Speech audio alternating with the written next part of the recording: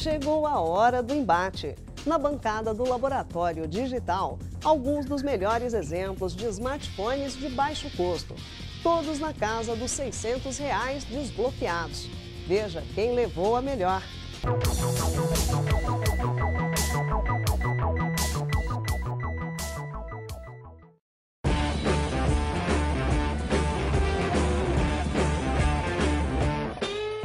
Testes e mais testes.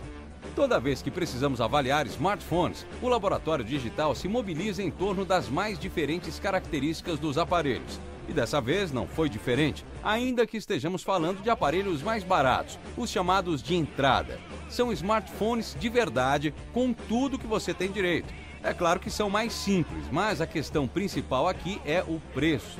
Estabelecemos que iríamos analisar aparelhos na faixa de R$600 e convidamos as principais fabricantes a participar. Infelizmente, a Samsung, uma das maiores, não nos enviou o aparelho para análise, por isso ficou de fora. Mas a categoria foi muito bem representada pelo Xperia E Dual da Sony, pelo Optimus Tree da LG, pelo recém-lançado Moto G da Motorola e pelo Nokia Lumia 520. Vamos aos testes, começando pela primeira coisa que vai chamar sua atenção. A tela. Aqui não teve muita dúvida não. Na verdade, nossos competidores se dividiram em dois grupos, aqueles que têm boas telas e aqueles com telas mais fraquinhas. Na nossa avaliação, a melhor das telas é a do Moto G. Ela tem 4,5 polegadas e traz resolução de 1280 por 720 pixels e densidade de 326 pixels por polegada.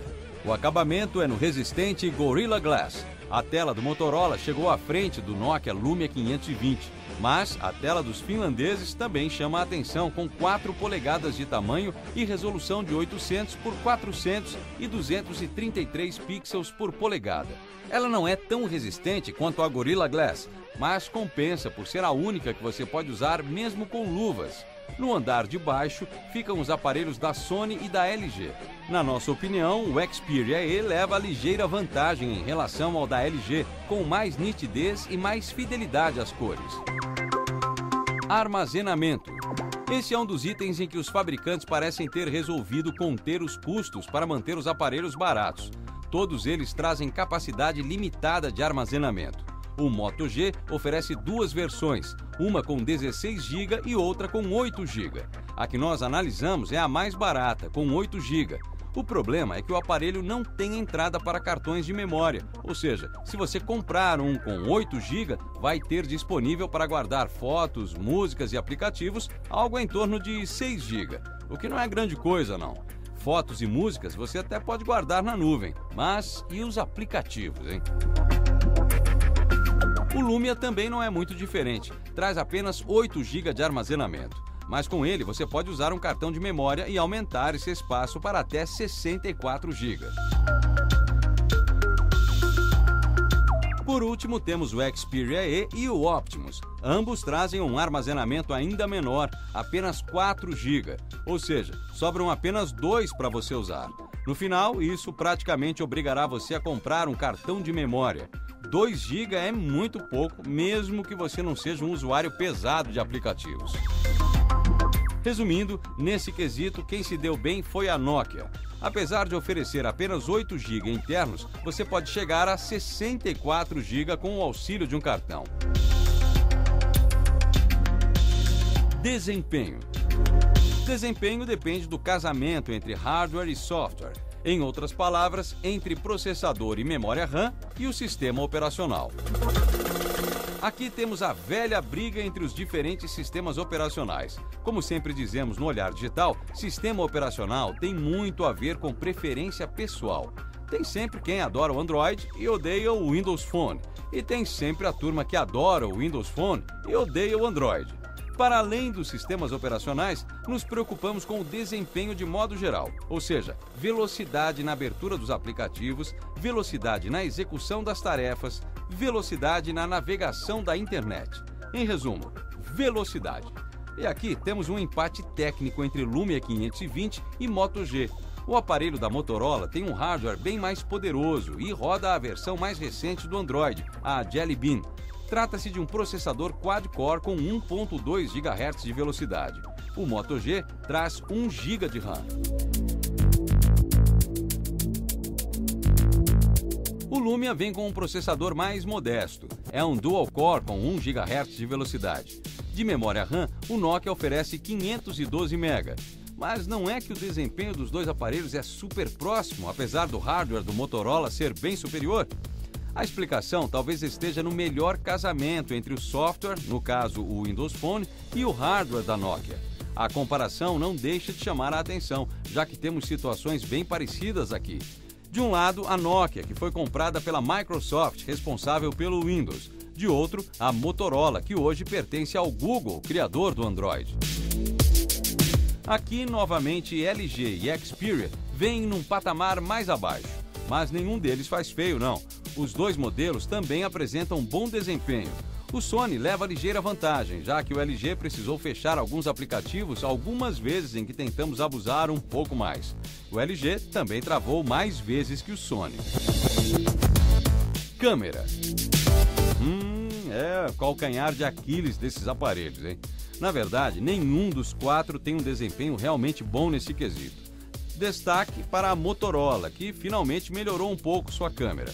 Como você já sabe, sempre achamos as câmeras dos Motorola bem ruinzinhas, mas nesse Moto G até que ela dá pro gasto.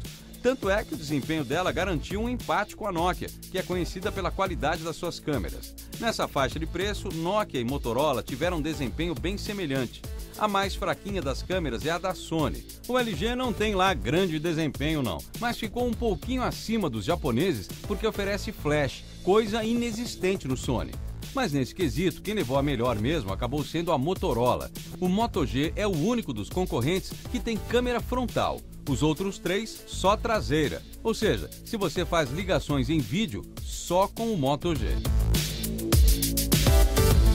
Bateria. Esse é um item super importante. E a boa notícia é que nossos competidores se deram bem. Optamos por um teste simples. 3 funções são os grandes vilões da bateria: jogos, uso de aplicativos GPS e vídeos. Optamos por avaliar a duração da bateria usando vídeos. Aqui, quem se deu melhor foi o aparelho da Sony. Em seguida, vieram praticamente empatados o LG e o Motorola. Por último, tivemos o aparelho da Nokia. Mas é preciso fazer uma observação. Nokia e Motorola têm as maiores telas e, com isso, teoricamente, consomem mais bateria. Ou seja, no frigir dos ovos, o Moto G foi quem se saiu melhor, levando em conta o tamanho da tela. Existe uma infinidade de outros aspectos que podem ser analisados nesses aparelhos, mas acreditamos que esses sejam os principais. Como você já sabe, o olhar digital não atribui notas para design, já que esse é outro quesito totalmente subjetivo. Então, sem mais delongas, vamos aos preços. Antes de mais nada, é bom lembrar que esses são valores sugeridos pelos fabricantes. Como esses são smartphones mais simples, podem até sair de graça, dependendo do seu plano com a operadora. O mais caro deles é o Moto G, por R$ 650. Em seguida, temos o Xperia E e o LG Optimus L4, ambos custando R$ 549. O mais barato deles é o Lumia 520 por R$ 500. Conclusão. A escolha do olhar digital como o melhor smartphone de entrada é o Moto G. Apesar de mais caro que os concorrentes, o aparelho levou a melhor em quase todos os quesitos. Tem a melhor tela, é o único que tem câmera frontal e é quem traz o hardware mais poderoso. Mas o Moto G tem um grande pecado: o armazenamento interno. Essa versão, que custa mais barato, oferece apenas 8 GB. Como já dissemos, sobram apenas 6 GB para você usar. E não tem como aumentar esse espaço não, já que o aparelho não tem cartão de memória. O Google tenta compensar um pouco o problema, oferecendo gratuitamente 50 GB no seu serviço Google Drive. Mas, se a nuvem pode resolver a guarda de arquivos, ela não faz muita coisa com relação aos aplicativos que precisam ser instalados no aparelho. O segundo lugar dessa disputa ficou com o mais barato. O Nokia Lumia 520 é uma ótima opção. Na verdade, não fosse pela falta de uma segunda câmera, talvez tivéssemos um empate técnico no primeiro lugar. Por fim, no andar de baixo, temos Sony e LG, com ligeira vantagem para os coreanos, que oferecem a possibilidade de usar 3 cartões de operadoras diferentes. Você consegue usar até 2 simultaneamente. Você tem algum desses aparelhos? Tem opiniões a respeito? Concorda com as nossas análises? Bom, compartilhe suas opiniões e seus conhecimentos com a galera mais conectada do Brasil. Consumidores mais conscientes cobram produtos melhores e todos saem ganhando.